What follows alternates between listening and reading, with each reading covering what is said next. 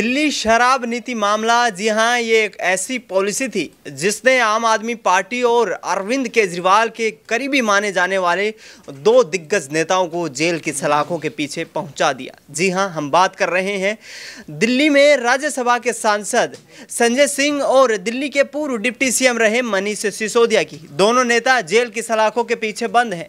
लगातार supreme court से लेकर राउज एवेन्यू कोर्ट तक याचिकाएं लगाई जा रही हैं, लेकिन याचिकाओं को निरस्त कर दिया जाता है और न्यायिक हिरासत को फिर आगे बढ़ा दिया जाता है। आपको बता दें कि इस दौरान सुप्रीम कोर्ट में मनीष सिसोदिया के वकील अभिषेक मनु सिंघवी ने क्यूरेटिव याचिका लगाई है। इस दौरान सुप्रीम कोर्ट के चीफ जस्टिस DY चंद्रचूड़ ने सुनवाई करते हुए कहा है कि आगामी वक्त में मनीष सिसोदिया की जमानत पर सुनवाई की जाएगी और उन्हें राहत देने पर कोर्ट विचार कर रहा है।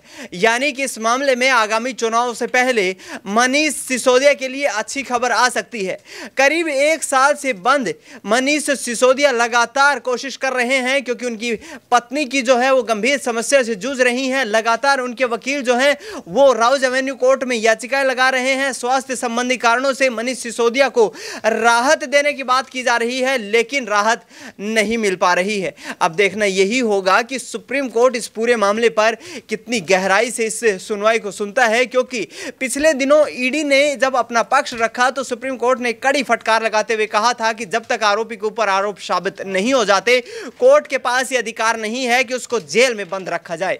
ऐसे में क्या मनीष सिसोदिया और संजय सिंह के लिए अब अच्छे दिन आने वाले हैं? क्या जेल से बाहर ये दोनों नेता आने वाले हैं? और यदि दोनों नेता जेल से बाहर आते हैं तो न सिर्फ आम आदमी पार्टी बल्कि देश की राजनीति में लोकसभा चुनाव से पहले भी अरविंद केजरीवाल के लिए ये शुभ संकेत माने जा रहे हैं। न्यूज़ रूम में इस वक्त मेरी मौजूदगी है और तमाम सहयोगियों से सवाल लेने की कोशिश करेंगे कि क्या आखिरकार मनीष सिसोदिया और संजय सिंह को शराब नीति मामले में जो गिरफ्तार करके जेल की सलाखों के पीछे डाला गया है वो मामला इतना गंभीर है कि उनको जमानत देना यहां से उचित नहीं बनता। पहला सवाल रहेगा मेरी सहयोगी, क्या यहां पर मनीष सिसोदिया, संजय सिंह ये राजनीतिक षड्यंत्र का शिकार हो रहे हैं? क्योंकि लगातार याचिकाएं लगाई जा रही हैं। सुप्रीम कोर्ट ने अब कहा है कि गहराई से इस मामले की सुनवाई की जाएगी और इनकी जो जमानत है उस पर विचार किया जाएगा। क्या सुप्रीम कोर्ट यहां से राहत दे सकता है? देखिए, बिल्कुल, क्योंकि न्याय की बात करें और न्यायपालिका की बात करें तो सबको उम्मीद होती है कि न्याय तो ज़रूर मिलेगा। तो ऐसे में आम आदमी पार्टी को भी लगातार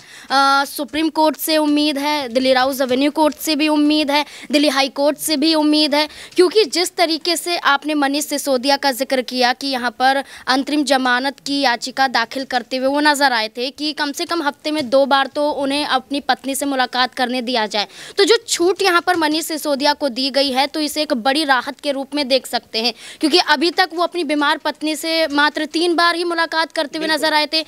दिवाली के अवसर पर मुलाकात करते हुए नजर आए थे, उससे पहले भी मुलाकात की थी और एक बार अभी हाल ही में मुलाकात करते हुए नजर आए थे।